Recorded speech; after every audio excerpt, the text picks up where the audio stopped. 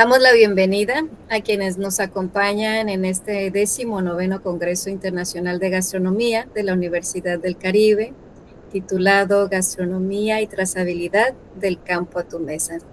Esta es la mesa de investigaciones número 23 en la que tendremos el gusto de escuchar 5 de las exposiciones que nuestros estudiantes han preparado.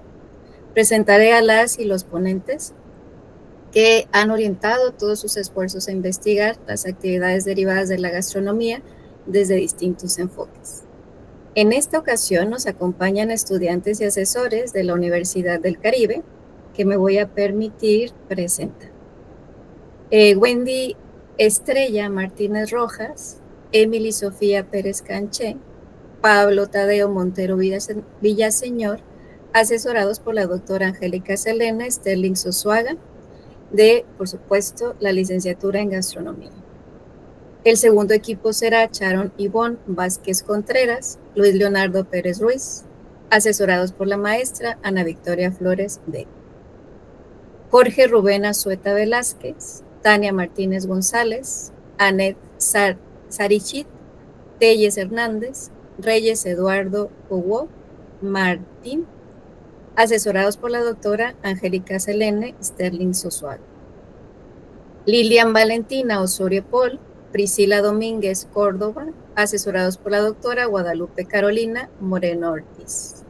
Y por último, Didier Aquiles González Escalante y Yamili Jocelyn Esiquiotec, asesorados también por la doctora Guadalupe Carolina Moreno Ortiz. A continuación describiré la dinámica con la que desarrollaremos esta mesa de ponencias. Cada uno de ustedes dispondrá de 15 minutos para presentar los resultados de su investigación. Invito a la audiencia a formular preguntas a través del chat. Por favor, antes de formular su pregunta, escriban el nombre de la persona a quien le dirigen para canalizarla correctamente. Al finalizar todas las presentaciones, tendremos alrededor de 20 minutos para que las preguntas sean respondidas por las y los investigadores. Las haremos en rondas, de modo que cada expositor o expositora tendrá la oportunidad de contestar una pregunta en cada ronda, hasta que el tiempo se nos agote o que ya nos quedemos sin preguntas. Bueno, entonces, con esto invito al primer equipo que va a exponer. Presentarán los resultados de su investigación realizada en colaboración Wendy Estrella Martínez Rojas, Emily Sofía Pérez Canché, Pablo Tadeo Montero Villaseñor, quienes están presentando factores que afectan la visibilidad y participación en la revista Turmía dentro de la comunidad de la Universidad del Caribe. Adelante, jóvenes.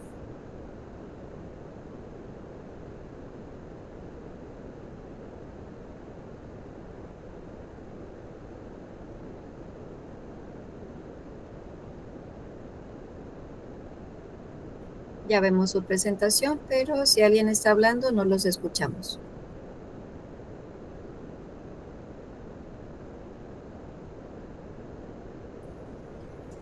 Muchas gracias a todos por su atención.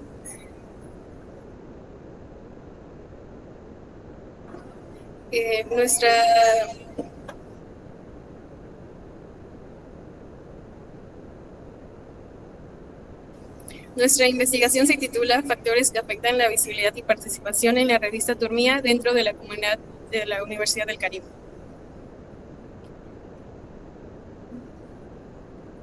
Empezaremos por el planteamiento. La problemática de nuestra investigación es que la Universidad del Caribe no se conoce por la mayoría de los estudiantes, no se consulta ni se difunde. Esto nos afecta a nosotros directamente, ya que pues, nos limita el acceso a la información confiable, segura y actualizada. Y también el esfuerzo y el trabajo de los estudiantes y docentes que participan en ella no se ven valorados y pues no se difunden. Eso también reduce el impacto que puede tener la revista como un producto institucional que justamente es creado para fortalecer y fomentar la divulgación científica. Conocer la causa de Conocer la causa de la difusión de la baja difusión de esta revista permitiría en un futuro, si puede permitir en un futuro ayudar a otras investigaciones como base para desarrollar estrategias de difusión, ya sea específicamente en la revista Turmia o en alguna otra revista de divulgación científica universitaria.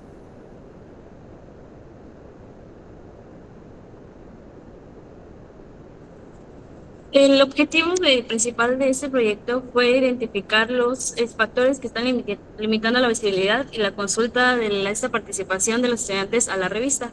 A través de esta investigación buscamos entender que los alumnos de turismo y gastronomía casi no conocen la revista y que no están muy familiarizados con su contenido, ni no sabemos también por qué se desmotivan o qué los motiva a participar como lectores o como colaboradores también.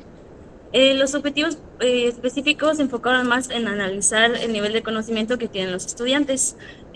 También en esto tienen que ver los estudiantes descubrir los motivos de su baja difusión y también pretender fomentar la participación académica, la difusión del conocimiento y reconocimiento del trabajo investigativo dentro de esta universidad.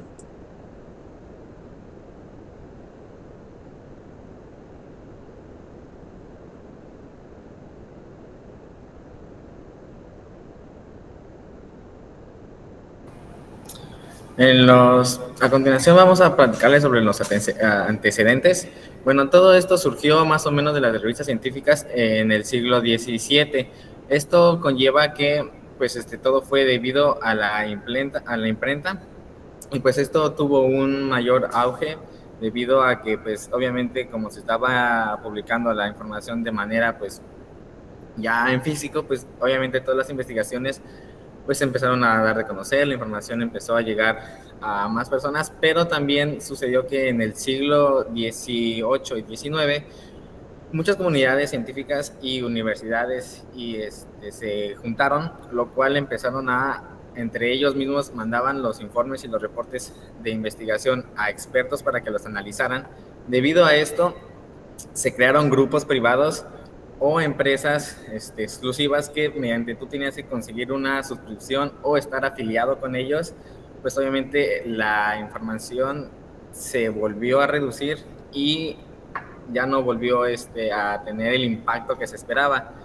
Pero posteriormente, llegando al siglo XX, se encontró que obviamente muchas instituciones, universidades y empresas dieron a conocer pues, suscripciones gratuitas como tipo escolares para que los estudiantes y otras personas conocieran de estos proyectos, de estos avances y pues ya tuvo un mejor impacto y es lo que se esperaba lograr con esto, ¿no? O sea, de la imprenta, lo cual pues no tuvo ese apoyo porque no se pensaba de la misma forma que actualmente se empezó a llevar y es algo que encontramos pues muy parecido a lo que le ha estado sucediendo a la revista científica de Turmia.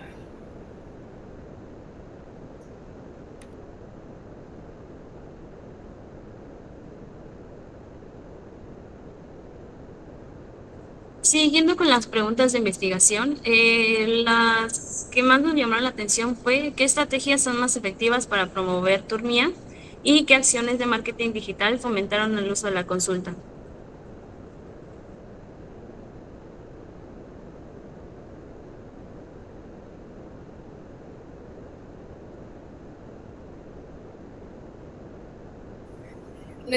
Nuestra investigación se llevó dentro de la Universidad del Caribe, ubicada en la ciudad de Cancún.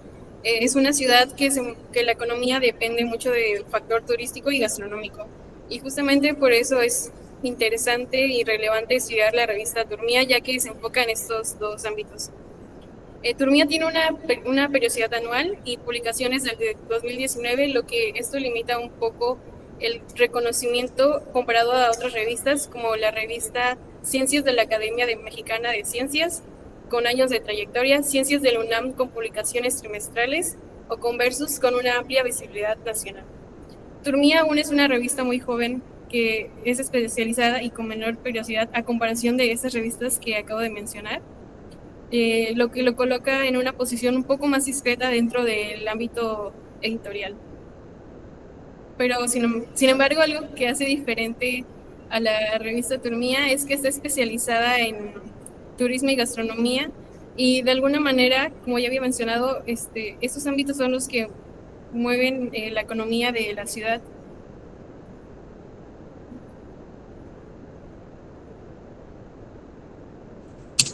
Pasando con el marco teórico y conceptual, para sustentar este proyecto utilizamos tres conceptos principales, que son el marketing educativo, el marketing digital y la difusión académica.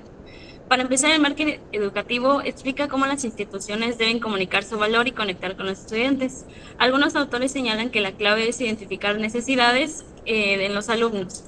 En el caso de Turmía, pues su baja visibilidad demuestra más o menos cómo hace falta mejorar la comunicación y cercanía con la comunidad. Después seguimos con el marketing digital, que pues es esencial porque hoy los estudiantes consumen pues mucho las redes sociales, principalmente lo que es Facebook, TikTok y Instagram. Y pues el contenido que más les atrae es el contenido visual, breve y atractivo. Y esto pues puede aumentar mucho la presencia final de la revista. Y por último tenemos la difusión académica, que destaca que el conocimiento solo tiene impacto si llega al público. Si los estudiantes no conocen la revista, el esfuerzo de los que publican ahí pues se pierde. Y por eso es mejor reforzar la visibilidad para que alcance mejores resultados.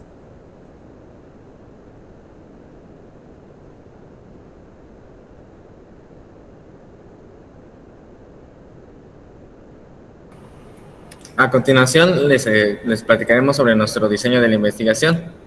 Nuestro diseño pues, fue del tipo empírico, ya que se buscó medir los efectos que iba a tener del efecto del marketing que tiene la revista, ya que pues mayormente queríamos saber qué tanto de nuestra población tenía el conocimiento sobre esta revista, y también sobre si ya la conocían o no. También fue de tipo, el tipo de la muestra, pues no fue del periodo que fue de septiembre a noviembre, que fue en este semestre. También nuestro tipo de investigación fue no experimental, debido a que teníamos el tiempo de este semestre nada más para realizar el tipo de los avances. El periodo de muestra nos indicó los resultados que realmente esperábamos, que utilizamos lo que fue encuestas y tipo focal. De ahí en fuera, nuestra investigación tiene un enfoque mixto, combinando métodos cuantitativos y cualitativos.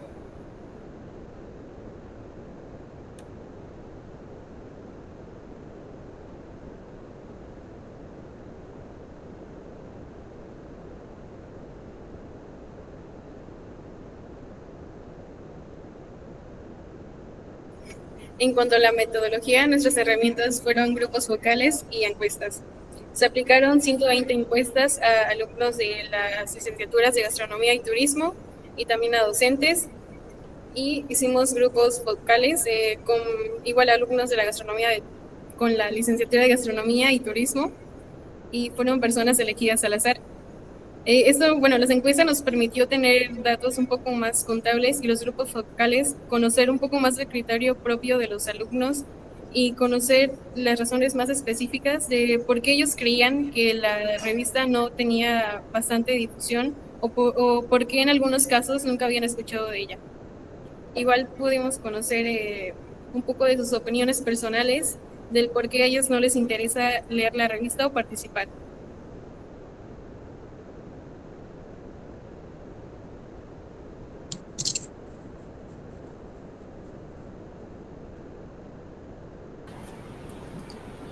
Por último, la revista demostró que mayormente sí tenemos un pequeño problema en cuanto a las estrategias de marketing y el tipo de difusión que emplea la escuela, porque pues conociendo a varios egresados y personas aún terminando de cursar, no tenían el conocimiento como tal de la revista. Igualmente hay varios alumnos de nuevo ingreso o que ya son de cuarto semestre, los cuales pues obviamente no todos sus maestros se lo dan a conocer o no en todos los talleres también de cocina se les imparte, ya que mayormente nada más se da a conocer cuando cursan la materia de investigación gastronómica o se deciden adelantar materias tomando otras adelantadas, ya que pues de ahí en parte no la retroalimentación, y es lo que muchas encuestas también nos estuvieron diciendo, y varios grupos nos comentaban de que pues obviamente pues no estaban al tanto, ¿no? Ya que pues igualmente la página de la universidad como tal no habla de la revista, y pues mayormente es en el canal de YouTube para darse a conocer de la revista, o cada que tenemos los congresos igual lo mencionan, que pues mayormente es la única forma en que se enteraban, ¿no? De que existía la revista como tal. Y eso sería todo de parte de nuestra investigación. Muy bien. Agradecemos al equipo.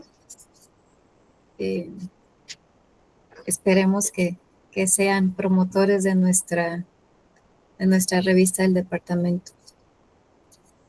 Gracias. Vamos con el siguiente. Recordamos a la audiencia que pueden registrar mediante el chat sus preguntas. Solo ayúdennos a escribir el nombre de a quién van a dirigir dicha pregunta para que podamos canalizarla de manera correcta.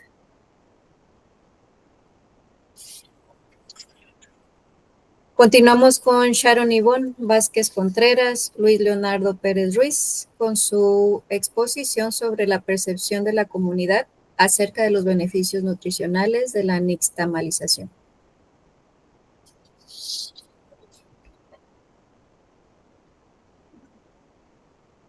Regresamos un poquito a la presentación al inicio.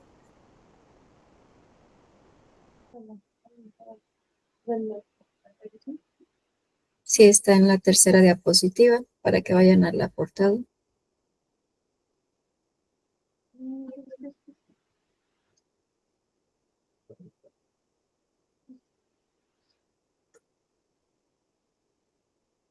Justo ahí. Ya miramos bien la pantalla. Gracias. Adelante. Gracias. Compañeros docentes, me presento, soy Sharon Vázquez, junto con mi compañero Leonardo Pérez. Nuestro tema es sobre la percepción de la población universitaria en Cancún acerca de los beneficios nutricionales de la nixtamalización. Y bueno,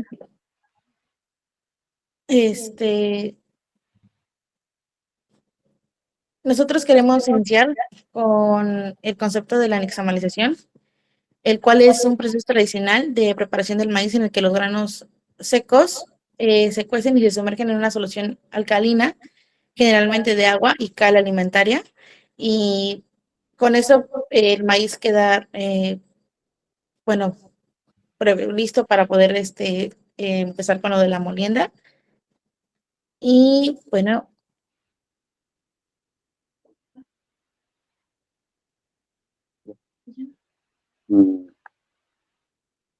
la nixtamalización es un proceso tradicional, bueno, pues en el que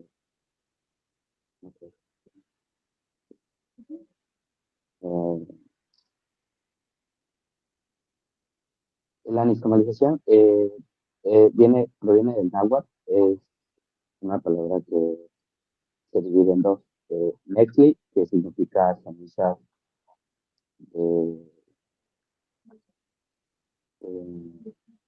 cal, y tamal, masa de maíz ácido.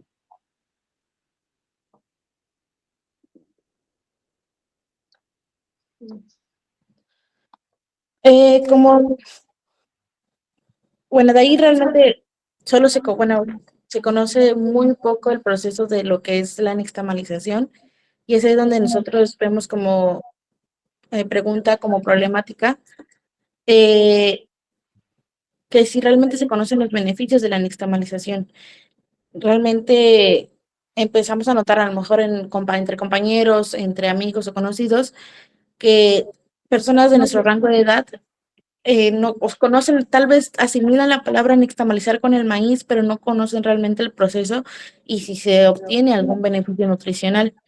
Eh, es como de ahí encontramos nuestro objetivo de analizar la percepción de la población universitaria, más que nada por el hecho de que a lo mejor nosotros como ahorita estamos la mayoría en quinto semestre, hemos notado que muchas personas no saben lo que es ese proceso y queremos tanto informar como que el método ancestral que se tiene, como los beneficios que brindan el nixtamalizar, los beneficios nutricionales que brindan el nixtamalizar. Eh, como justificación, tenemos que para nosotros lo que queremos transmitir es que es un proceso ancestral, que esto va desde siglos atrás y que sus beneficios principales, bueno, son el incremento de la disponibilidad de niacina, que es acompañado de la vitamina B3, y esto evita el riesgo de la enfermedad pelagra, el cual la pelagra se da a causa de la falta de niacina o vitamina B3. No quiere decir que otros alimentos no lo contengan, pero realmente los alimentos que lo contienen es de una cantidad minórica. Entonces, lo que es el maíz nixtamalizado, tortillas, más que nada es donde tiene una gran cantidad de niacimina y esto ayuda al cuerpo humano. También ayuda al cuerpo a mejorar la absorción de minerales y también mejora la calidad y digestibilidad, al igual que mejora texturas y sabores. Nuestra metodología eh, empezó bueno, el estudio fue transversal, no experimental y fue cuantitativo. Esto se realizó con estudiantes universitarios, tanto de la Universidad del Caribe como de la UCRO, y eh, fue mediante encuestas de 10 preguntas y fue un muestreo por conveniencia. Realmente se le realizaron preguntas básicas como de si sabían el proceso de la nixtamalización, eh, por ejemplo, si conocían a lo mejor en qué consistía, si habían a lo mejor escuchado, con qué frecuencia consumían este tipo de alimentos, y si sabían si los productos que estaban consumiendo estaban nixtamalizados, porque a pesar de todo, sí existen harinas y trabajan a lo mejor en panadería, en repostería, pero lo que no queremos como que transmitir que es malo, sino que mucha gente no conoce el beneficio nutricional y el proceso que conlleva esto. Nosotros al publicar a lo mejor en los grupos de WhatsApp, eh, veamos comentarios de compañeros que decían, no, lo contestamos por admiración, en que notamos en que nuestras abuelitas y años atrás siguen conservando este proceso de nixtamalizar y que se notaban como interesados en querer seguir atendiendo y presentando esta, o sea, entender el proceso más que nada. Eh, Aquí demostramos los resultados en el cual el 37% afirmó saber si los productos de maíz que consumen han sido nixtamalizados, el 20.4 dijo que no y el 42.6 no está seguro. Aquí nos demuestra que aún existe un desconocimiento del proceso que se realiza y al igual que no estaban seguros si los productos que consumen están nixtamalizados. En la siguiente, tenemos qué tipo de información te gustaría recibir sobre la nixtamalización y el 66.7% afirma que quiere conocer sobre los beneficios para la salud, igual cómo identificar los productos nixtamalizados. Esto nos lleva a nuestros resultados que, bueno, prácticamente entendemos que mucha gente de nuestra edad sigue sin comprender el hecho de cómo se nixtamaliza, el proceso ancestral que se conlleva a cabo en esto y los beneficios que brinda este tipo de proceso. Y esto sería todo de nuestra parte.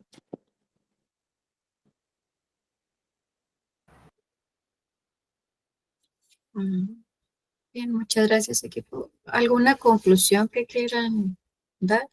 De pronto, Sí, Cerraron. bueno, realmente creo que como conclusión notamos que nosotros como jóvenes tal vez hemos olvidado procesos que hoy en día son, bueno, yo al menos lo considero importantes dentro de la cocina y también dentro del conocimiento gastronómico que se debe de tener, ¿no? El maíz es un máximo representante aquí en el país, entonces conocer ese tipo de procesos para poder tanto representarlos fuera del país y uno como compañeros entender ese proceso, saber lo que brinda realizar y la maravilla que los ancestros dejaron y nos han enseñado, creo que creemos que es importante que se conozca más, que se dé a conocer más este proceso, porque realmente solo dicen cocer el maíz con tal, pero no trascienden más a fondo sobre lo que conlleva este proceso.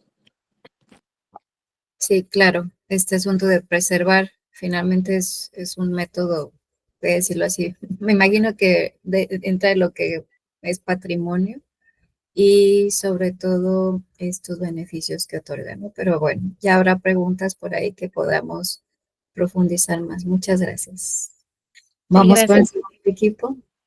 Recordamos regalarnos sus preguntas, inquietudes para alguno de los equipos que está exponiendo. Nada más ayúdenos en indicar el nombre a quien están dirigiendo la pregunta. Mensajes para la audiencia, por supuesto. Vamos con el tercer equipo de Jorge Azueta, Tania Martínez, Anet Telles y Reyes Hugo. Ellos van a presentar el tema bienestar laboral orientado a propinas.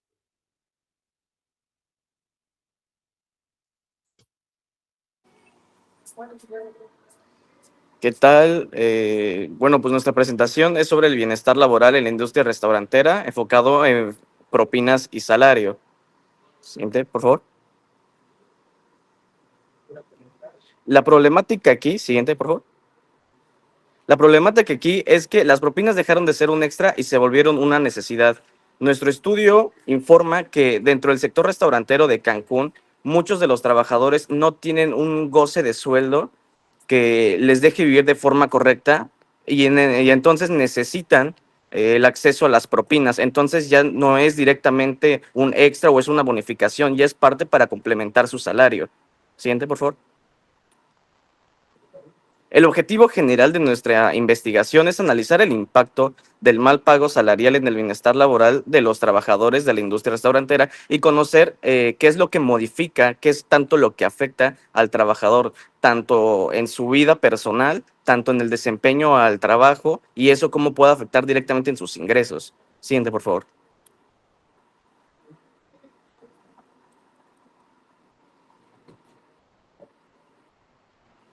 Las propinas representan una parte fundamental de la vida de los trabajadores, como los que están a base de servicio, que vienen siendo los garroteros, los barman, las hostes y los meseros. Las propinas surgieron como parte de un pago por un buen servicio y hasta el día de hoy se volvieron como una parte fundamental en donde se viene como es obligatorio. Ya no es como para agradecer, sino que a base del mal pago, pues se viene las propinas. Siguiente, por favor. En nuestra investigación se tomaron en cuenta 4 conceptos que vienen siendo las propinas, la inestabilidad económica, la precariedad laboral y el sueldo. La precariedad laboral es a base de que depende de factores externos, como lo que viene siendo la falta del turismo, donde a base de que un salario como injusto. El sueldo, que es la parte que te da la empresa, y las propinas, que son a base de lo que generas por dar un buen servicio. Siguiente, por favor.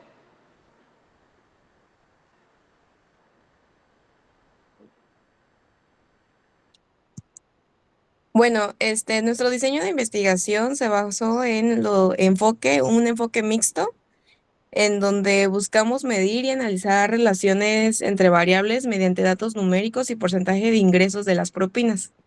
Siguiente.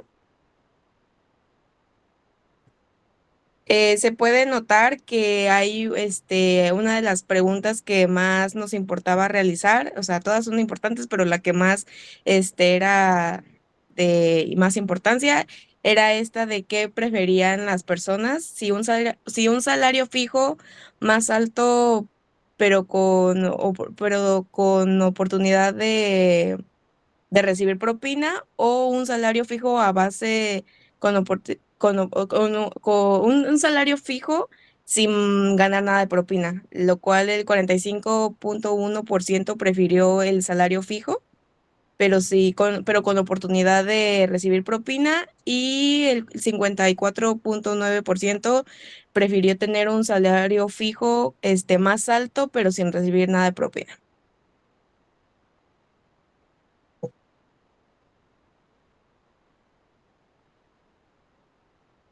Siguiente, por favor. De nuestro tipo de investigación de alcance tenemos que es el documental, que es ahí donde recaudamos información acerca de lo que quisimos investigar. Siguiente, tenemos la empírica, que buscamos datos reales de los trabajadores. Y la muestral, que tomamos cierta cantidad de personas para poder realizar la investigación, enfocándonos solamente en hostes, bartenders, runners y meseros.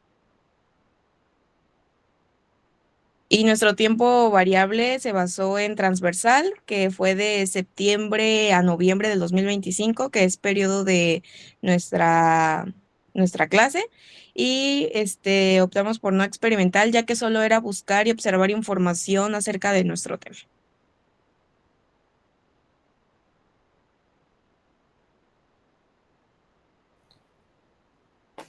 Bien, para ello utilizamos una investigación de tipo descriptiva, ya que nuestro objetivo principal fue observar y analizar la realidad tal como se presenta, describiendo las condiciones laborales y económicas de los participantes sin intervenir ni modificar circunstancias.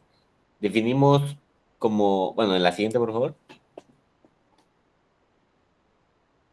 Definimos como nuestra variable dependiente el bienestar laboral, entendido como el conjunto de percepciones que tienen los trabajadores respecto a su ambiente laboral o en el ambiente en el cual se desarrollan, evidentemente realizando sus actividades en el contrato que firman. Sí, justo su motivación, satisfacción y estabilidad emocional. Como variables independientes tenemos las propinas recibidas, que por ser un ingreso variable que puede afectar directamente su motivación económica, y como otra variable independiente, el sueldo base, que representa su ingreso fijo y constituye un elemento clave en su seguridad financiera. Siguiente, por favor. A partir de las variables anteriores, generamos dos hipótesis, la esperada y la nula. Siguiente, por favor. La hipótesis esperada establece que las propinas sí generan un impacto notorio en el bienestar laboral. Siguiente, por favor. Y la hipótesis nula, que plantea lo contrario, plantea que las propinas no influyen significativamente en dicho bienestar. Siguiente. Para la obtención de datos recurrimos a un muestreo no probabilístico. Igual si podemos darle a la siguiente. Bien, ahí dice no probabilístico por conveniencia, ya que seleccionamos a los trabajadores que se encontraban disponibles y cumplían con el perfil necesario o en el perfil que cubría nuestros rubros, vaya, para obtener datos más certeros. Siguiente.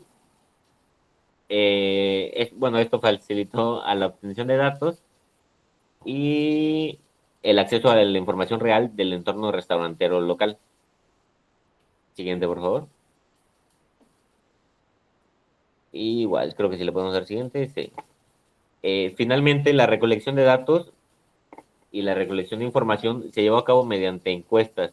Es una técnica que nos permitió obtener respuestas directas, cuantificables y comparables sobre la experiencia laboral de los participantes, proporcionando así una base sólida para analizar la relación entre ingresos variables, sueldo base y bienestar laboral. Elegimos las encuestas porque realmente sabemos que al sector al que nos enfocamos, que es el sector restaurantero, suele estar demasiado ocupado, suele tener una alta demanda en cuanto a trabajo, entonces era muy poco probable que nos respondan coherentemente o bien respondiendo con la verdad todas nuestras preguntas en cuanto a otro tipo de método de recolección de información. Por eso recurrimos a que sea encuesta, porque es algo muy fácil obtener datos, evidentemente con las preguntas certeras, para que nos den unas respuestas concretas y nos sirvan en la investigación. Y Bien, como conclusión me gustaría agregar que nuestra investigación terminó arrojando que muestran que los resultados del sector restaurantero, las propinas continúan siendo pues un elemento decisivo para los trabajadores del mismo sector, al grado de que muchos prefieren más un sueldo base bajo pero con acceso a propinas que un sueldo base alto sin acceso a propinas. Esta preferencia revela tanto la importancia económica que representan como la falta de alternativas salariales, tanto como los problemas que uno puede llegar a vivir al momento del contrato. Al momento del contrato, porque muchos de los trabajadores tienen un contrato informal y el patronato y los patrones no directamente no les quieren pagar de forma correcta, tanto las horas trabajadas extras o no respetan los días de descanso. Entonces, esa es la conclusión que me gustaría agregar para la investigación y pues por nuestra parte sería todo. Muchísimas gracias al equipo. Un tema por demás interesante y que si no lo están viviendo ya, porque ya trabajan en la industria, seguramente se van a enfrentar en esta, en esta situación, ¿no? De qué es lo que preferiría yo más. Definitivamente a veces no es nuestra decisión. El hecho de que si van a completar el ingreso con propina o no, pero sí es nuestra decisión qué tipo de rol queremos desempeñar en una empresa, ¿no? Que no dependa el sueldo de una compensación por propinas. Muy bien, equipo, muchísimas gracias. Les recordamos a la audiencia muy brevemente nuestro comercial, que pueden escribirnos sus preguntas, nada más ayudándonos con el nombre a quien están dirigiendo la pregunta para canalizarla de manera correcta. Vamos con el cuarto equipo. Van a presentar Lilian Osorio y Priscila Domínguez. El tema, comparación del uso de harinas en panadería mexicana, arroz y trigo.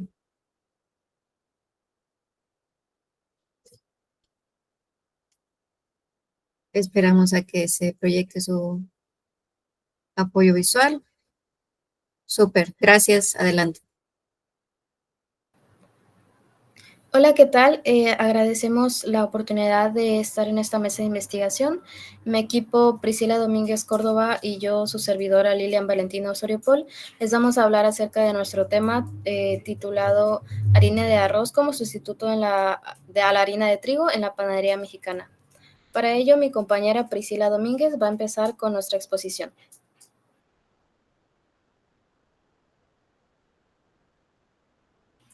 Hola, ¿qué tal? Es un gusto estar aquí.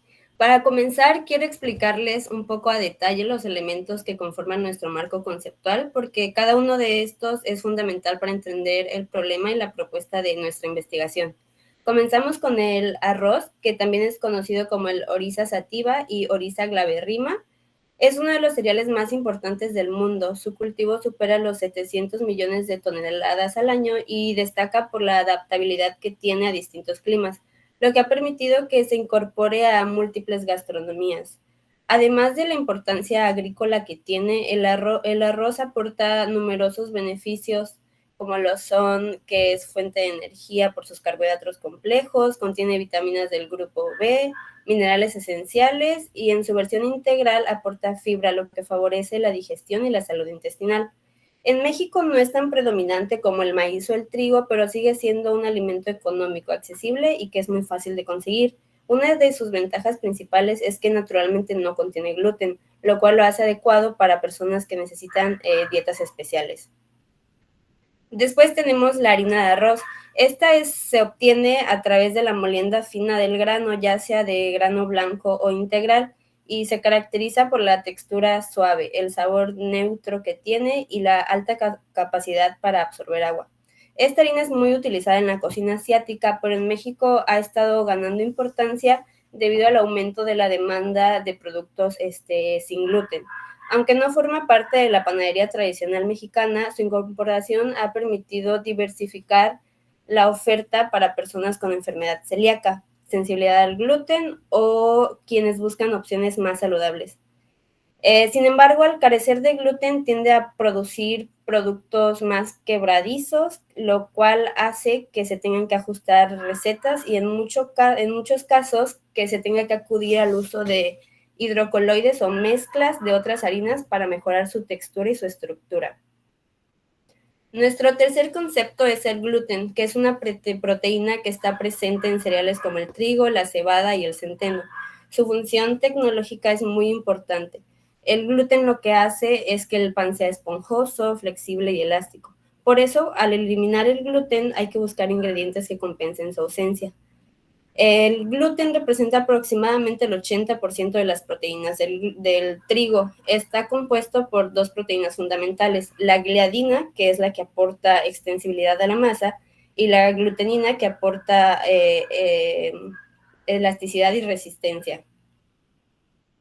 Cuando estas proteínas se hidratan y se amasan, forman una red tridimensional viscoelástica, que es la que retiene los gases de la fermentación. Gracias a esto se obtiene un pan esponjoso, con volumen y de buena estructura. Uno de nuestros conceptos como que más importantes aquí es la enfermedad celíaca. Esto debido a que es un trastorno crónico que afecta al intestino delgado.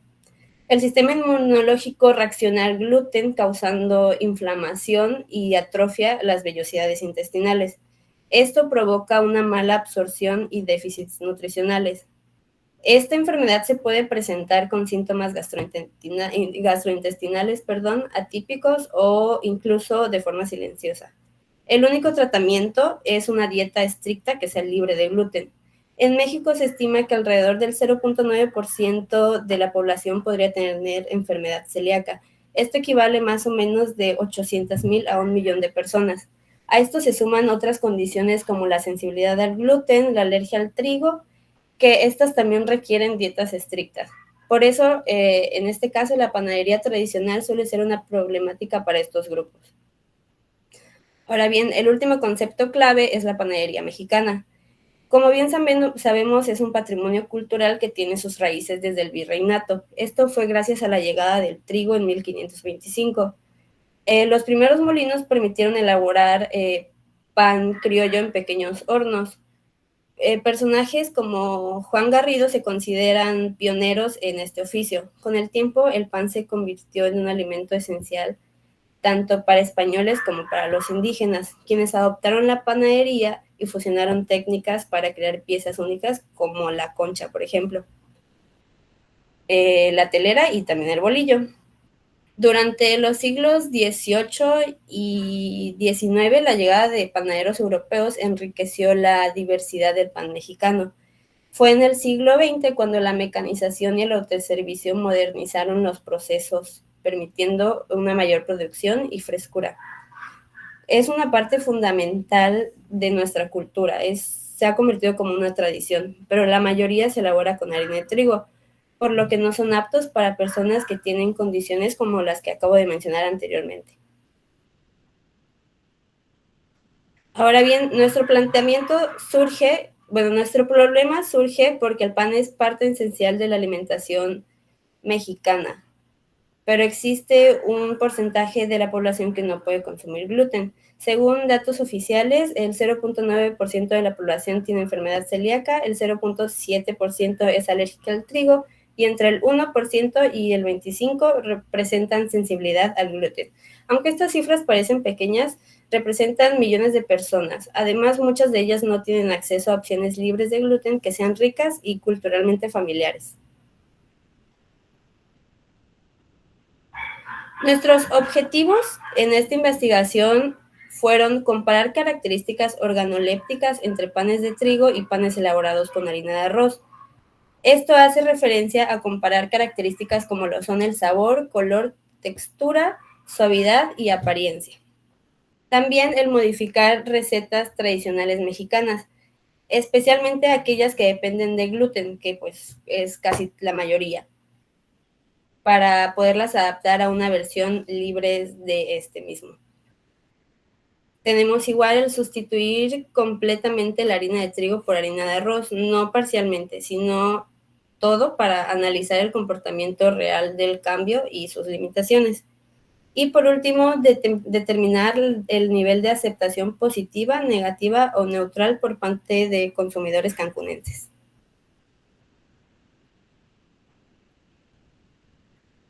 Como antecedente tenemos que los productos elaborados con harina de trigo, especialmente el pan, forman parte de la alimentación mundial. Sin embargo, una parte de la población no puede consumir trigo ni otros cereales como avena, cebada y centeno, debido a las prolaminas que contienen. Estas son proteínas que desencadenan la enfermedad celíaca y provocan mala absorción intestinal y riesgo de desnutrición.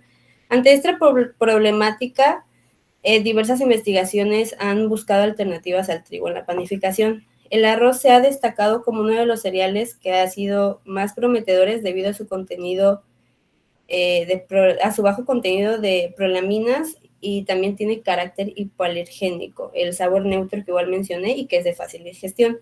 Por estas razones se considera una materia adecuada para elaborar productos sin gluten. Las harinas libres de gluten presentan limitaciones tecnológicas. La ausencia de gluten impide formar una red viscoelástica de dióxido de carbono que no se retiene durante la fermentación, lo que da como resultado panes con baja altura, de estructura un poco más frágil y menor aceptación sensorial. Para mejorar la calidad de los panes de estos productos, se utilizan hidrocoloides y otros agentes estructurantes como lo serían la xantana, la pectina, el agar o diversos almidones que ayuden a reproducir las propiedades del gluten. En México también se han desarrollado investigaciones y propuestas enfocadas en la producción de pan, esto para las personas con enfermedad celíaca. Estos estudios han subrayado el potencial de la harina de arroz como los retos que tiene para igualar las características de los panes tradicionales. Aunque en México la población celíaca es minoritaria, en los últimos años se ha observado que hay una tendencia a reducir o a evitar el consumo de gluten por motivos de salud, bienestar digestivo o simplemente por preferencias alimentarias. A pesar de esta creciente demanda, la oferta de productos sin gluten en supermercados mexicanos sigue siendo limitada, y muchas veces esto dificulta el acceso de los consumidores a alternativas adecuadas. Esto genera una oportunidad para innovar y diversificar la panificación sin gluten en el país. Hace pocos años casi no existían opciones y ahora ya vemos panes libres de gluten en supermercados, pero la mayoría no contiene las características de un pan tradicional.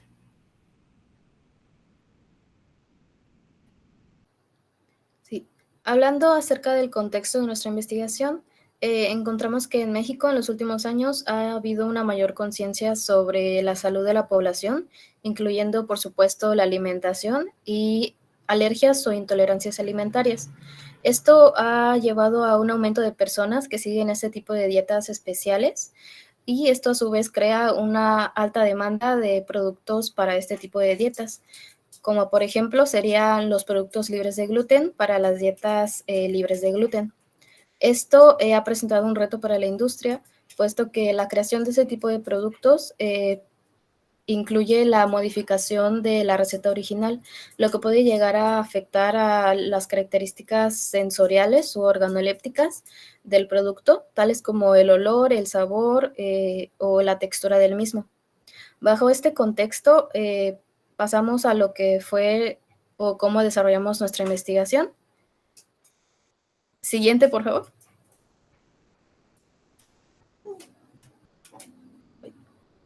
Sí.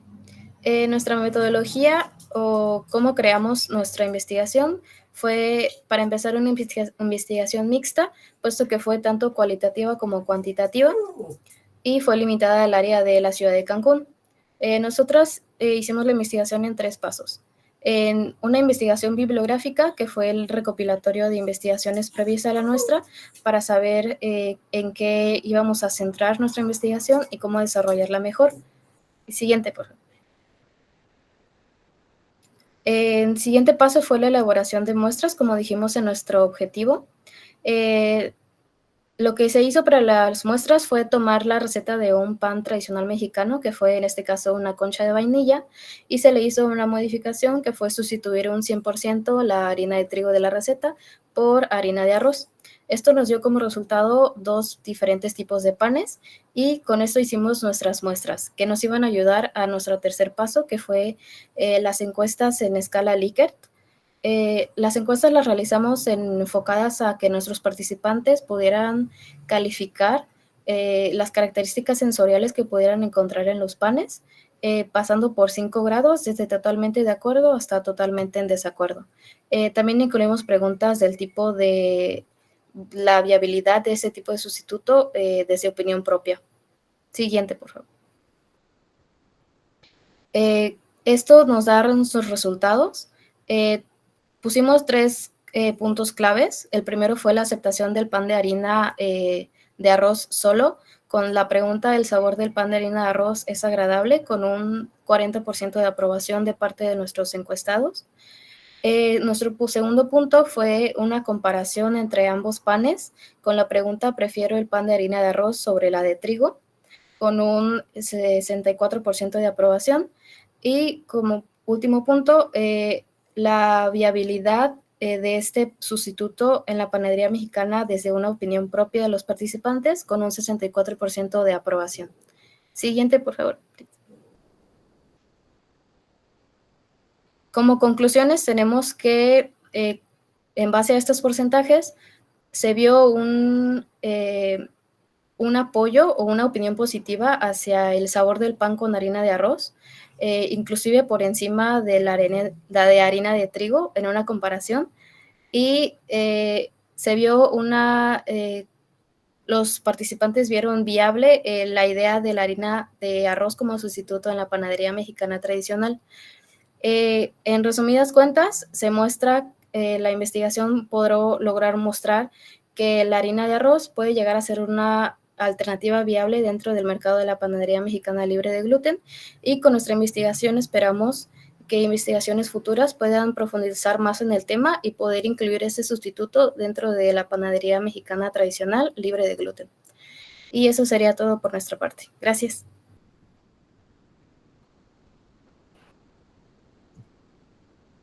Gracias al equipo.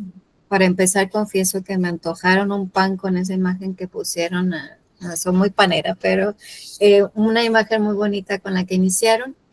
Surgen muchas dudas, pero ya las haremos en el momento de las preguntas. Gracias por entregarnos estos resultados, muy interesante.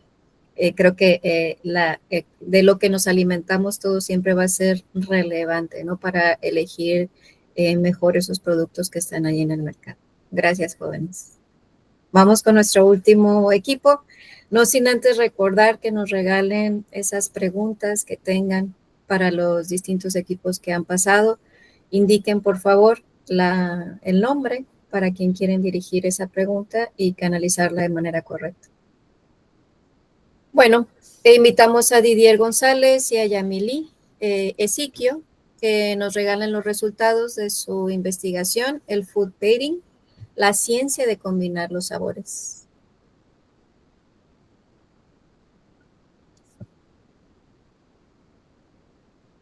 Si nos ayudan con su presentación para confirmar que ya está en pantalla.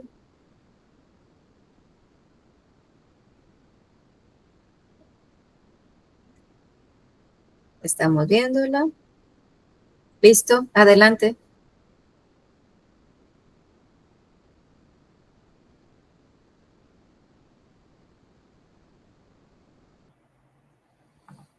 Buenos días, ¿me escuchan? Se escucha muy clarito, gracias. Buenos días, compañeros, estimados docentes. El día de hoy hablaremos sobre el maridaje de alimentos como estrategia sensorial para reforzar la identidad gastronómica yucateca en Cancún. El proyecto está a cargo de Yamili Jocelyn Ezequiel y su Presentador Díaz Aquiles González Escalante. Comenzamos. Bueno, nosotros queremos, nuestra introducción habla sobre el maridaje de los alimentos, o también conocido como food pairing, que es una metodología cualitativa en el cual nosotros nos enfocamos para poder combinar los sabores y poder tener la misma similitud sin afectar el factor tradicional que nosotros tenemos. Esta herramienta permite que muchos chefs y también mixólogos puedan crear combinaciones innovadoras y coherentes. También cabe mencionar que nosotros nos estamos yendo por la parte un poco más tradicional, entonces lo que nosotros estábamos buscando en esta investigación es que no afectemos esta parte tradicional, pero sí manejando o tratando de integrar esta nueva tendencia que es el maridaje de alimentos o food pairing. La problemática que surgió a base de esta investigación es que la cocina molecular planea un desafío a las costumbres nuevas que tenemos en la cocina y queremos adaptar esas nuevas tendencias a lo tradicional en las culturas, y nos estamos investigando mucho en Yucatán, ya que es la base de la cocina peninsular. Darle un toque internacional para algo que sea algo regional, que sea característico, que pueda avanzar, pero que no pierda esas raíces. Y la problemática fue que aquí en la península casi no hay ese tipo de evolución hacia la combinación de sabores, de técnicas. Entonces fue la situación por la que hicimos la investigación, para poder dar ese brinco, que la cultura de ese cambio. Como justificación del proyecto, tenemos que el food pairing es un maridaje de alimentos que cobra relevancia mucho aquí en Quintana Roo, en Yucatán, ya que tiene mucha riqueza cultural y gastronómica. Lo que queremos justificar para que para que pueda dar el avance es que en la península tenemos ingredientes con muchos intensos, que tenemos frutas de temporada, productos endémicos, que tenemos diversos tipos de técnicas que podemos adaptar a lo nuevo. Aquí como ejemplo tenemos el uso de achiotes, naranjaria, chiles, el maíz y plantas de origen endémico, que pues tiene ciertos perfiles que cumplen para dar esa evolución al siguiente paso. Pero varias veces no se atreven porque son sabores que no les buscan combinaciones, y es lo que nosotros buscamos como objetivo y justificamos el proyecto, para que el food pairing busque buenos maridajes en los alimentos. Nosotros como objetivo buscamos analizar desde un enfoque interdisciplinario y la interacción entre la innovación gastronómica y tradicional culinaria. El propósito es identificar sinergias sensoriales y fisioquímicas que permitan diseñar propuestas culinarias e innovadoras. Algunas pruebas que nosotros hicimos es, por ejemplo, un taco de cochinita sustituyendo la carne con piña asada y cebolla en escabeche de frutos cítricos. Esto nos ayuda a mantener la parte tradicional y tratando de darle un plus a otras tipos de proteínas que podemos cambiar y sustituir sin afectar este enfoque tradicional.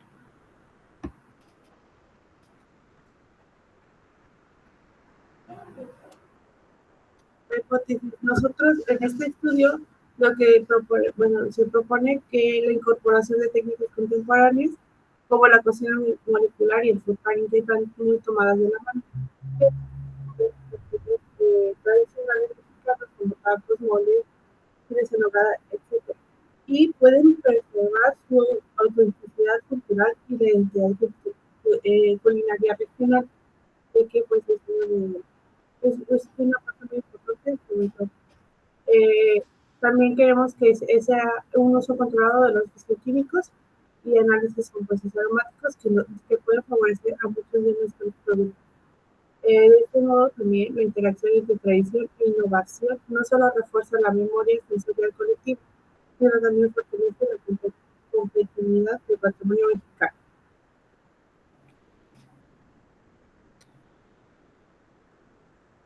Bueno, nosotros al crear un enfoque cualitativo, buscamos analizar de forma profunda los patrones y actitudes, posturas de los consumidores ante la innovación administrativa.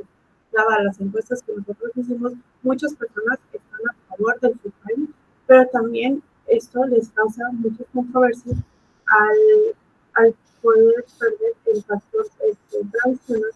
Entonces, muchos de ellos piensan o tienen la ideología que muchos de los chefs, sobre todo en Cancún, buscan únicamente la atracción del turista sin importarle la parte tradicional que nosotros estamos buscando.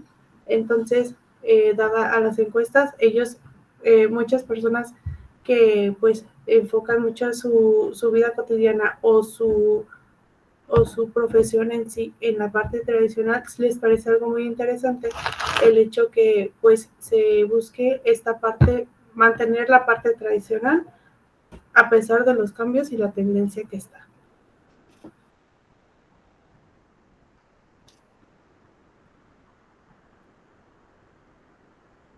Hablando del tema de los resultados, hicimos una encuesta de manera general para ver la tendencia en lo que la gente consideraría, la gente sabía que existía ese tipo de método para hacer la combinación de alimentos, para saber si conocían ese tipo de técnicas para hacer creaciones, ser más creativos. Y la mayoría de personas llegaron al punto en el que no sabían el término o cómo se puede hacer las combinaciones. Mayormente no estaban al tanto de cómo se llamaba el food pairing como tal. No tenían conocimiento de la técnica. Y hablando del análisis, el análisis a lo que llegamos es que de compatibilidades es aromáticas y fisicoquímicas de los platillos tradicionales mexicanos, que pueden permitir formulaciones de nuevas interpretaciones innovadoras para promover el uso de las técnicas sensoriales y darle una experiencia nueva al comensal, ya que dándole base a algo tan complejo como es la combinación, aplicar técnicas para que el comensal vea que la cultura y la riqueza del platillo gastronómico puede crecer. Igual meter propuestas vanguardistas en los restaurantes donde los ingredientes locales generen menús muy innovadores, interesantes, para que se puedan expandir a nivel internacional, para que no se considere que solo la cocina yucateca se quedó en el pasado, sino que pueda avanzar dando batalla internacional a todos los demás. El food pairing como aplicación en Yucatán. Como había comentado, pues en Yucatán hay gente, son técnicas muy tradicionales. ¿Y cómo se podría aplicar? Pues en Yucatán, como había comentado, se puede utilizar base de texturas, colores, en presentaciones, usar postres con ingredientes locales, conectar los sabores, como puede ser el achiote, postres con naranja, el uso de chiles en otro tipo de técnicas, a lo mejor en especificaciones, ese tipo de cosas sería mucho que ayudaría mucho la aplicación en Yucatán. Y como conclusión, me gustaría decir que esto es una innovación culinaria que no se debe opacar solo por la tradición, sino que todos los ingredientes básicos y las costumbres se pueden transformar en algo nuevo para una evolución gastronómica, para que se quede a futuro y podamos evolucionar como cultura, para que sea poner el nombre alto de la península de Yucatán. Eso sería todo.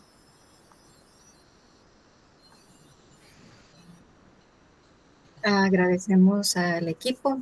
La verdad, siempre es fabuloso escuchar que se interesan por realizar nuevas propuestas sobre la gastronomía de la región, en especial la gastronomía yucateca que es tan relevante en nuestra salud. Perfecto.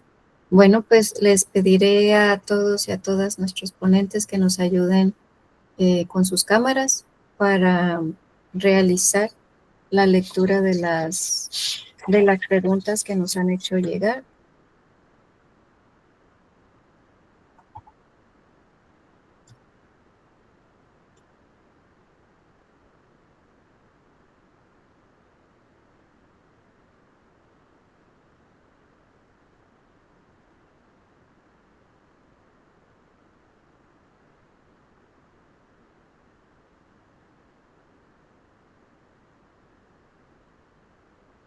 Bien, muchísimas gracias. Le recordamos a la audiencia que vamos a ir por rondas. Pasamos por cada uno de los equipos, agotamos las preguntas y así sucesivamente. Esta pregunta es para Wendy, Pablo y Sofía. Aquí nos indican qué otras revistas relacionadas con la investigación en turismo y gastronomía existen en México o en el mundo.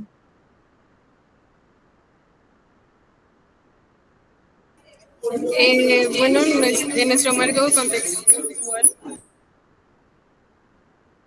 Sí, se oye mucho ruido por ahí. Como tal, no encontramos revistas universitarias sobre la divulgación científica de gastronomía y turismo. Hablaban en general sobre ciencia, no en este ámbito. Entonces, no, actualmente no existen otras revistas. Esa sería la respuesta. Sí, así es. Gracias. Vamos con Sharon y Luis.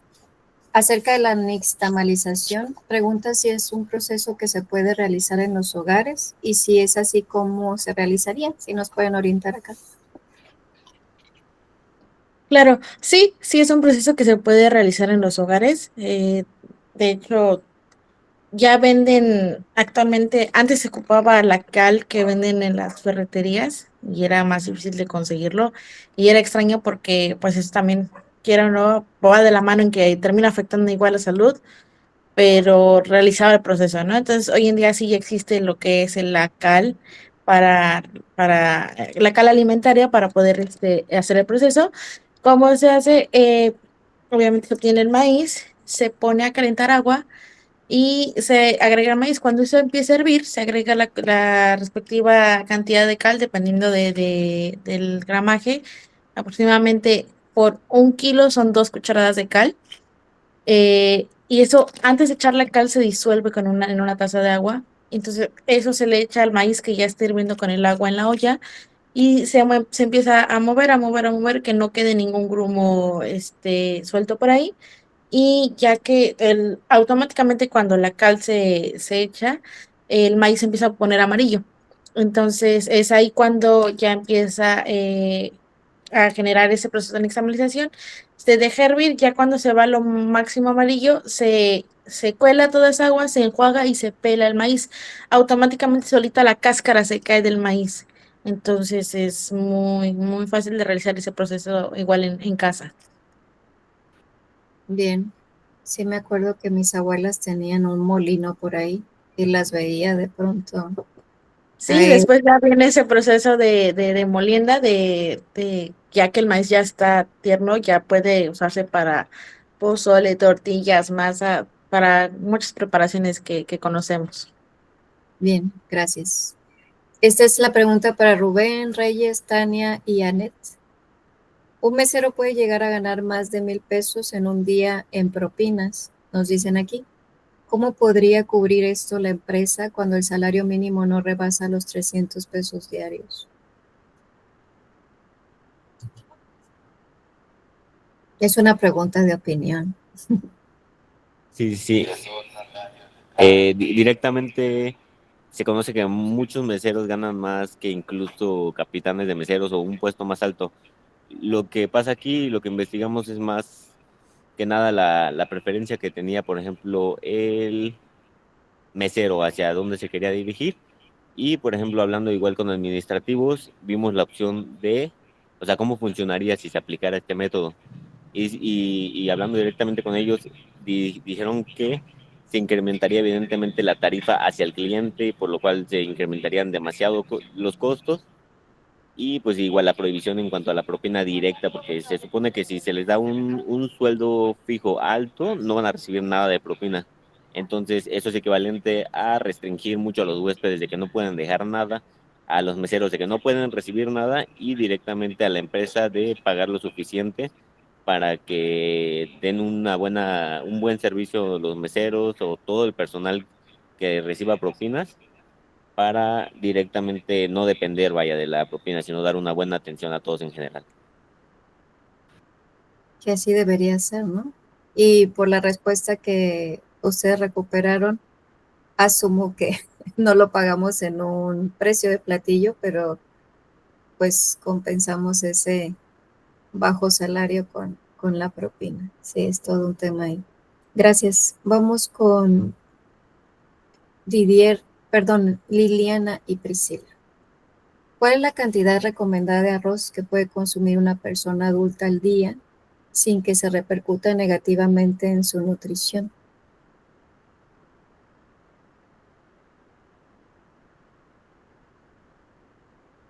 O sea, una porción saludable, ¿cuál sería? Imagino que la pregunta va enfocada a un arroz cocido, no tanto harina de arroz. Sí, va enfocada más como que hacia ese lado, pero lo recomendable para una que no hace como que algún tipo de actividad física que requiera mayor como que porcentaje de carbohidratos, en este caso porque el arroz viene siendo un carbohidrato, se recomienda media taza de arroz al día, aproximadamente 150 gramos más o menos. Muy bien. Es como medio puño, ¿no? Por ahí estaba leyendo ayer las porciones para los dedos, los puños, los medios puños. Bien. Didier y Yamili, ¿qué elementos clave se deben considerar para hacer un maridaje?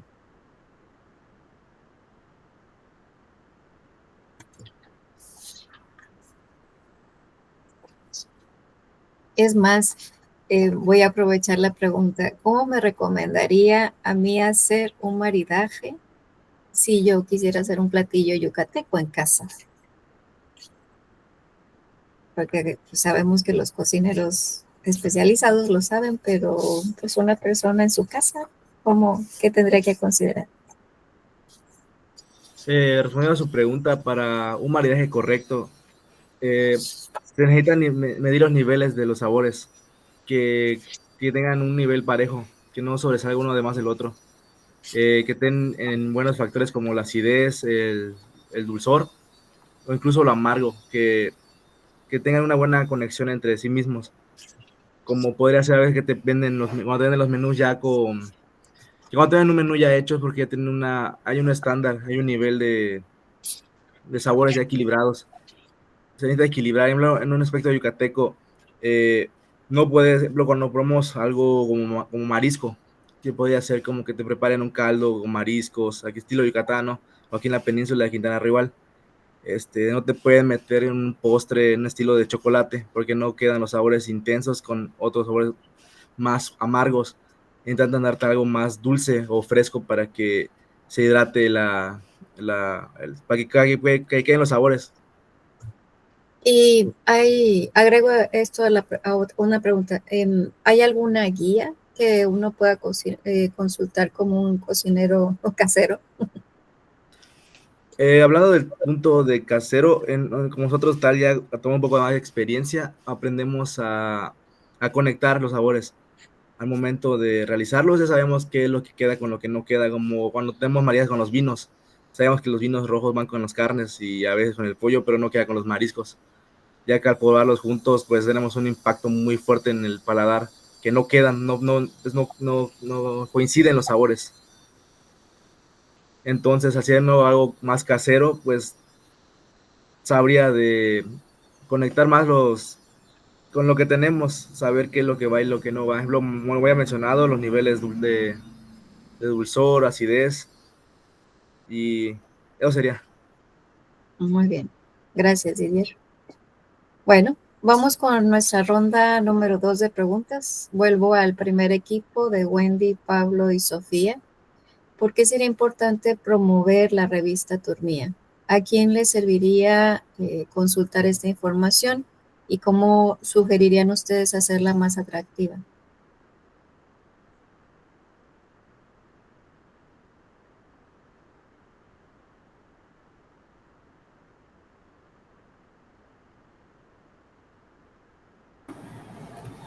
¿Podría volverlo a repetir?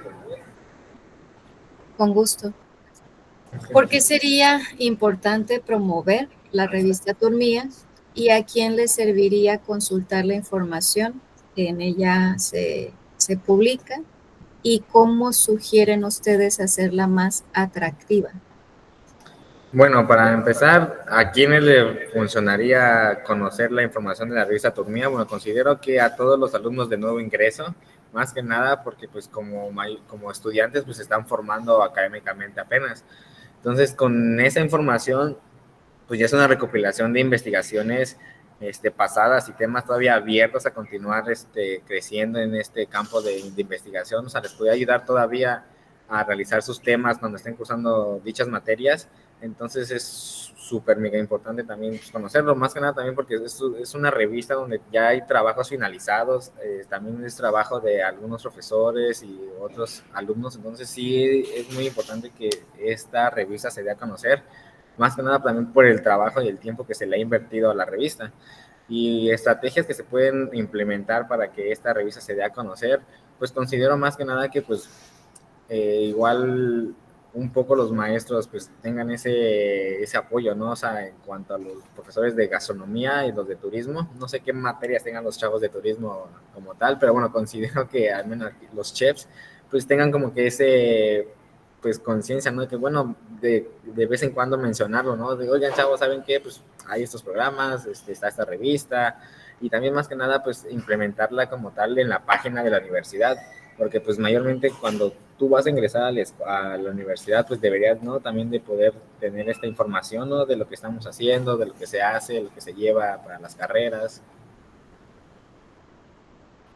¿Algún mecanismo digital que puedan suplir? Sí, porque pues nada más sé que está como tal pues en YouTube, o sea, no está implementada en la página oficial de la universidad. Ok. Me hizo recordar nada menos ayer que escuchaba a una astrofísica que decía, bueno, en la comunidad de astrofísicos esto es tan difícil algunos fenómenos son tan difíciles de explicar que nos estamos dedicando a publicar reels.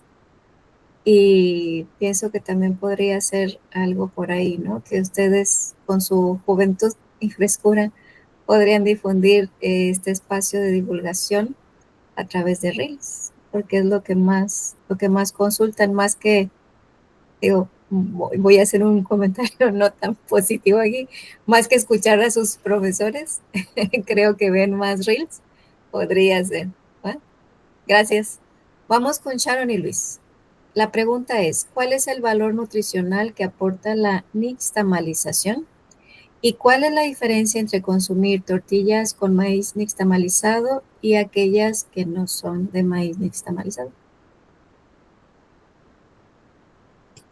Ok, los beneficios, como lo comentaba, es lo que se le llama la niacina, que es la vitamina 3. Esto beneficia al fortalecimiento de huesos y evita la enfermedad, que es la pelagra, que sea por falta de la niacina, vitamina 3. Como lo comentaba, no es el único, a lo mejor, alimento que lo tiene, más sin en cambio sí es el alimento que más porcentaje tiene tanto de vitamina 3 como de niacina.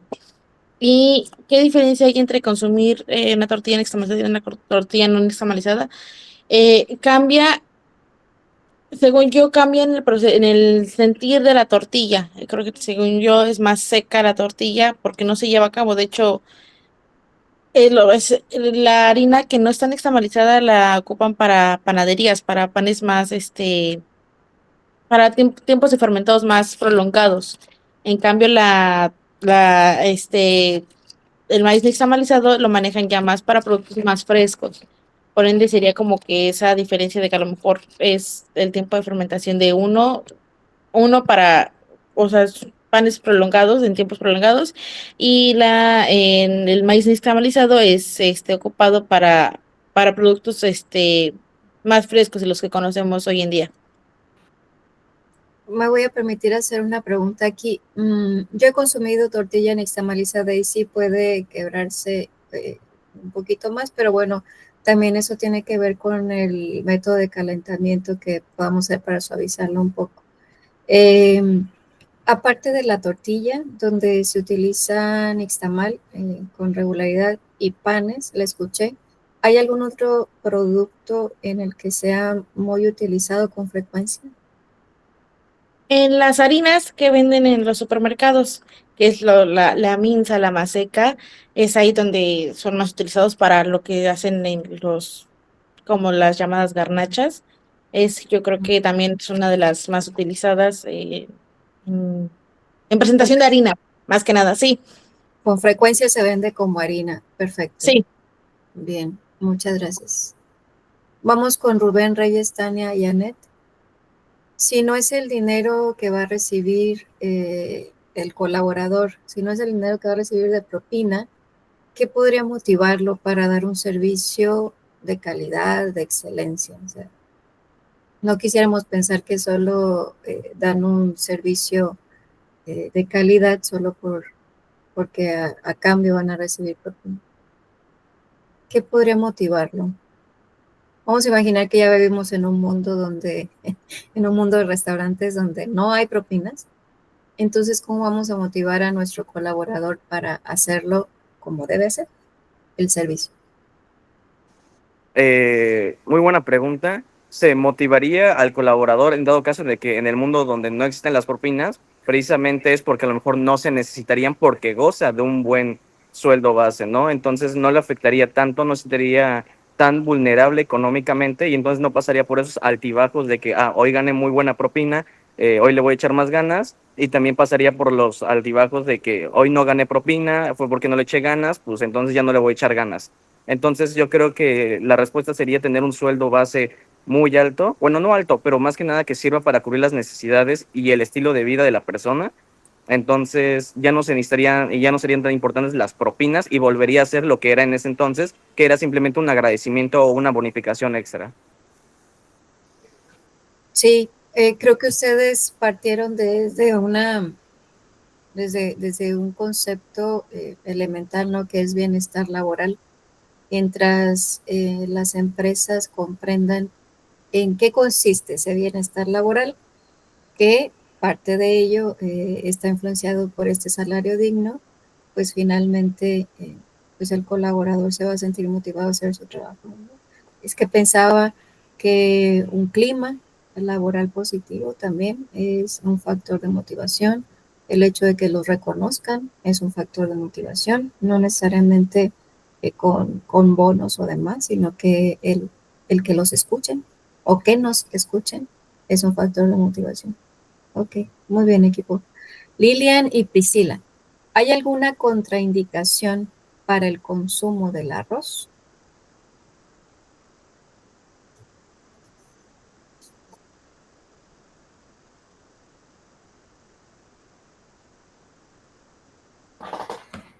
Pues hay en este caso una como desventaja, sería que al consumir harina de arroz con frecuencia, esta puede elevar el índice glucémico en este caso. Esa sería como que una desventaja, una contraindicación.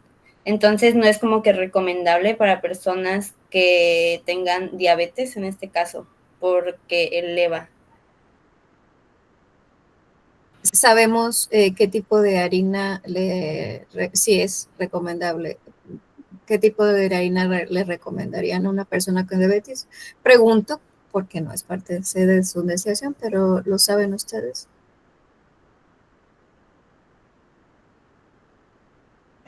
Pues en ¿O este no se caso, le recomienda comer harina?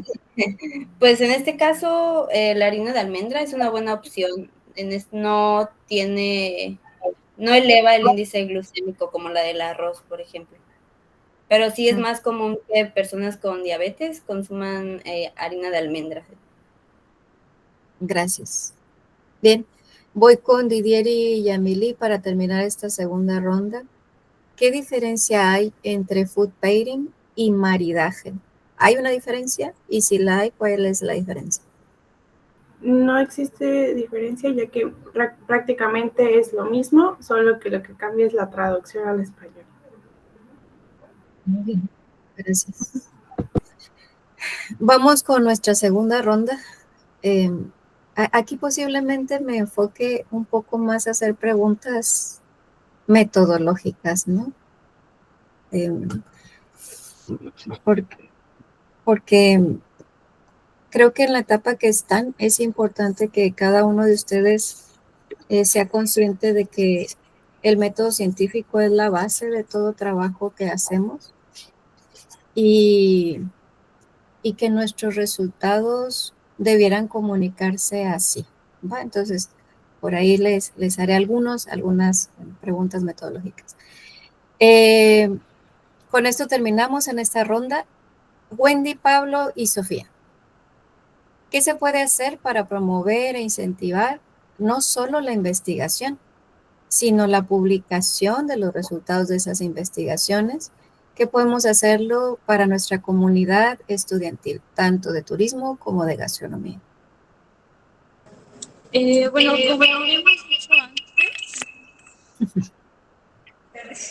como habíamos dicho antes, y gracias a las encuestas que habíamos hecho, recabamos datos de que mayormente los chicos se comunican a través de redes sociales.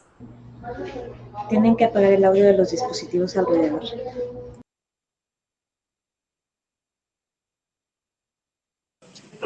Se comunican a través de redes sociales y pues mayormente lo que les atrae a ellos, porque pues la revista va enfocada más a los estudiantes dentro de la universidad y fuera también, pero pues mayormente dentro de la universidad.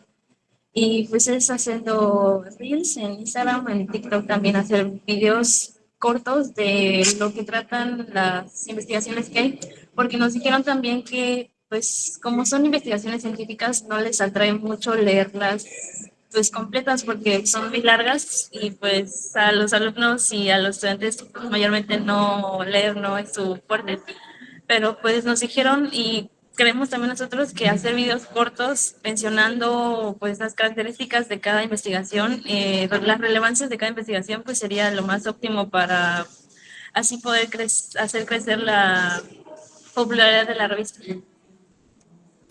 Voy a preguntar, sobre todo cualquiera que quiera opinar aquí, ¿creen que en la revista deberíamos utilizar más apoyos visuales? O sea, más gráficos, sobre todo por lo que dice de la lectura, que de pronto no les gusta leer mucho. ¿Creen que la revista podríamos prenderla de más apoyos visuales? ¿Serviría?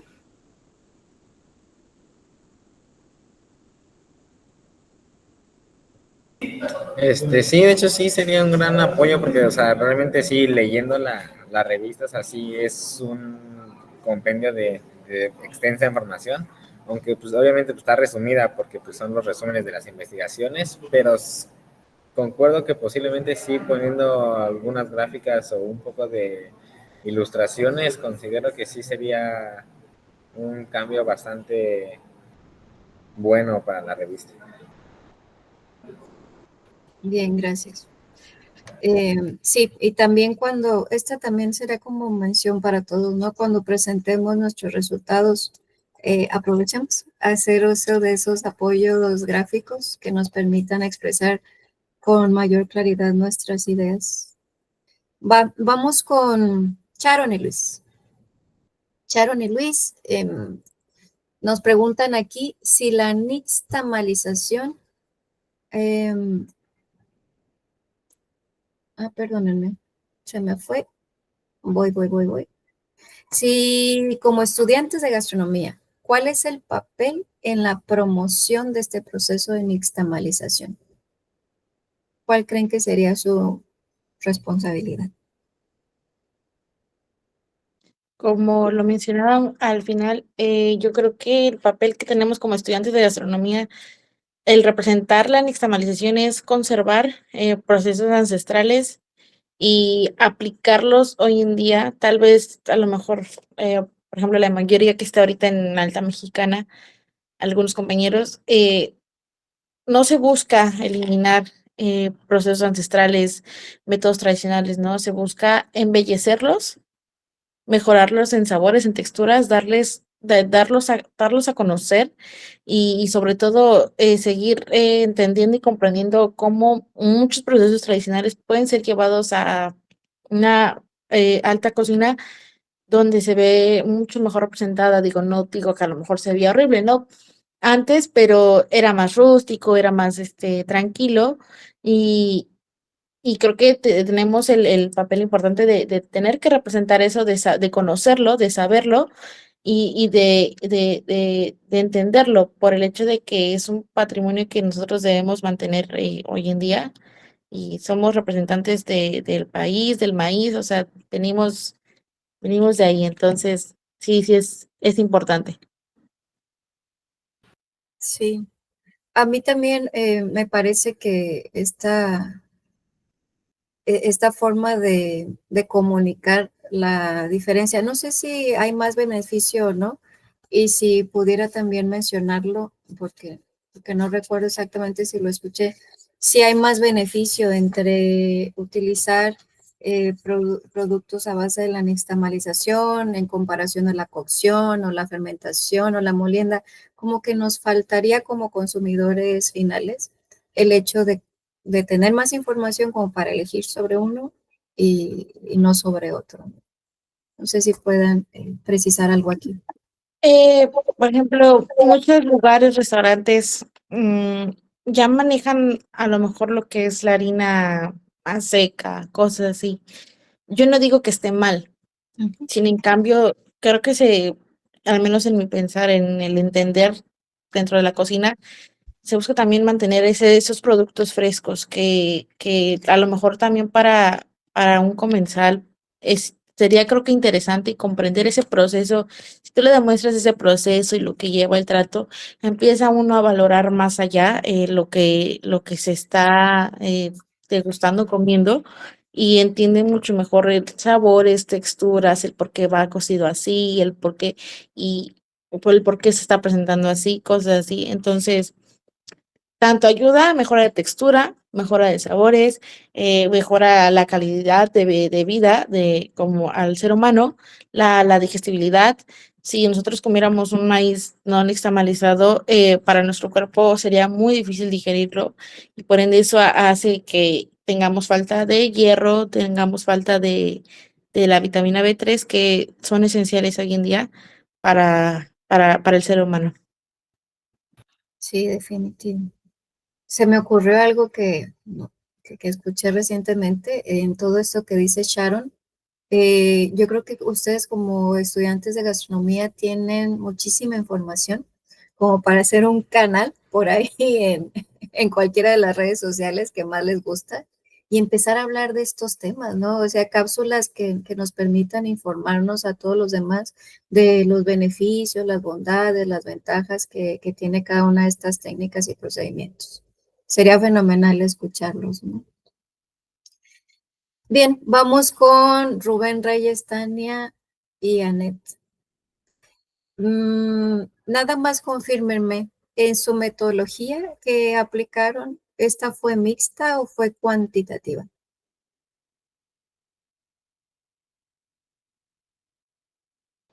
Fue El- mixta. ok, y en el caso de la mixta, en el caso de la cualitativa, ¿qué técnica aplicaron en la cualitativa? Es que mi compañera está teniendo problemas con el internet, entonces sí contestó, pero pues creo que no se le está activando su micrófono. Eh, Nuestra metodología fue mixta porque aplicamos tanto métodos cuantitativos como cualitativos, es decir, hicimos preguntas que se puedan medir en porcentaje, por ejemplo, preguntas como sí y no, como la evidencia que mostramos en el enfoque, tanto opiniones, porque por ejemplo, dentro de nuestro método de recopilación de información, hicimos preguntas en las que preguntaban opiniones, por ejemplo, simplemente por un por qué, ya nos dan directamente una opinión, entonces ya se volvió mixto completamente. Pero esa pregunta del por qué venía dentro de la encuesta. Sí, venía dentro de la encuesta. Ok, bueno, eso no lo hace cualitativo. Nosotros podemos hacer preguntas abiertas dentro de una encuesta, es permitido. No son la mayoría, por supuesto. Ha dado una explicación en eso. O sea, el cuestionario está orientado para recopilar información, datos estandarizados como preguntas cerradas y demás, pero se nos permite hacer preguntas abiertas. Pero no por eso sería cualitativo. Bien. Aquí tengo solo una sugerencia para el equipo. cuando hagan una investigación en una muestra como la que hicieron, no hablemos así como todo del sector restaurantero, ¿no? Cuando den sus resultados, simplemente oriéntense a decir lo que de la muestra que nosotros levantamos, en este caso en particular, ¿no? Porque de pronto pareciera que lo están haciendo para todo el sector. Espero que sigan interesados en profundizar en la investigación. Está muy interesante. Lilian y Priscila, ya casi terminamos. ¿Qué diferencia hay en cuanto al valor nutricional entre el pan hecho con harina de trigo? Y creo que esta la expusieron. Pero aquí lo que preguntaría en cuanto a la harina de trigo es si recomendarían que todos nosotros, aunque no tuviéramos una afectación celíaca, eligiéramos productos de harina de arroz sobre la harina de trigo, o no. O sea, es mejor que el que tiene esta condición celíaca, pues elija harina de arroz. O sea, sugerirían que yo, que no tengo una condición celíaca, esté buscando preferentemente productos de harina de trigo, de arroz, perdón.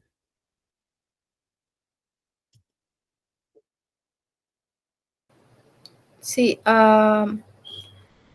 de hecho, algunas personas que no tienen ningún tipo de alergia o enfermedad relacionada a estas alergias alimenticias, tienden a comprar productos precisamente para dietas especiales, como productos libres de gluten, y ya no es como algo de salud, de enfermedad, sino tratando de llevar una dieta más saludable, porque el gluten puede llegar a perjudicar a la salud, puede llegar a subir el índice glucémico, pero como todo, puede llegar, o sea, no es que sea ni beneficioso ni malo, simplemente es encontrar un balance entre los dos y también como un gusto propio, porque el pan de harina de arroz tiene un sabor diferente, tiene una textura diferente.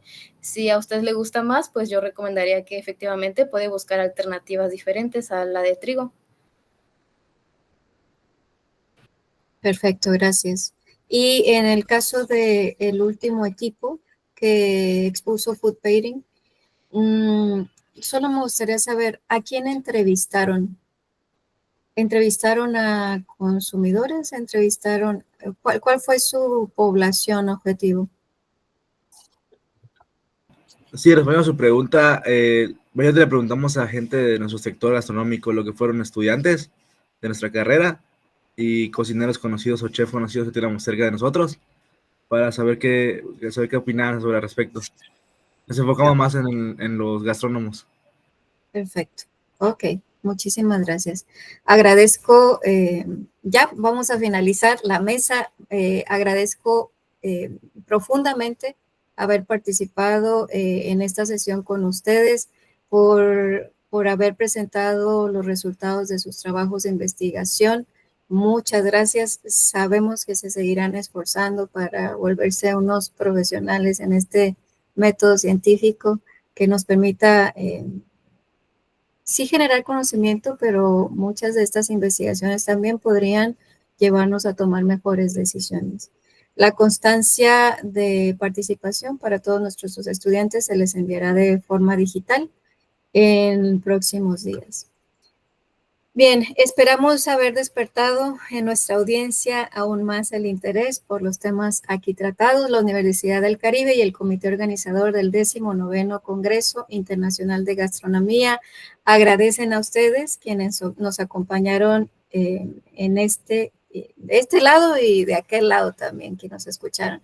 Con esto cerramos esta mesa y les esperamos en nuestra siguiente transmisión. Muchísimas gracias y cuídense mucho. Hasta luego.